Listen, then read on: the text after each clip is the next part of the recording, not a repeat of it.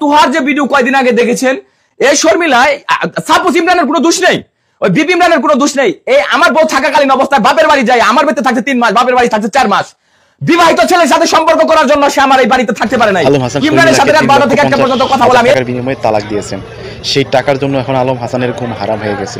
সে কিছুদিন আগে একটা ভিডিও পাবলিশ করছে যে শর্মিলাকে ছাড়ার জন্য সে নাকি 15 লক্ষ টাকা বলে কোটি টাকা হলেও সে ছেড়ে দিতেন। এখন এই 3 লক্ষ টাকার জন্য সে দুঃখ প্রকাশ করতেছেন এবং বলতেছেন কিছু কিছু মেয়ে আছে যে যারা শুধুমাত্র এই ব্যবসা হিসাবে এগুলো করে, যে 7-8 মাস সংসার করবে, এরপর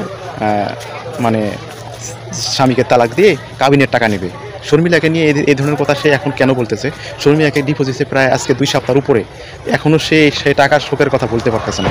তো আলম হাসান ভাই, আপনি টাকা এতই চিনেন, বউ দিয়েই তো টাকা ইনকাম করছেন, শর্মিলার টাকাই তো আপনি শর্মিলাকে দিচ্ছেন, এটা তো আপনার জানা উচিত ছিল। তো আমি মনে করি ওনার এখনও উচিত, এখনও সময় আছে, মেয়েটা কিন্তু তাকে ভালোবাসে, এখনও সে পারে মেয়েটাকে তার কাছে ফিরিয়ে আনতে। তা না করে সে এখন তাকে নিয়ে ভিডিও বানায়, তার বদনামে এখনও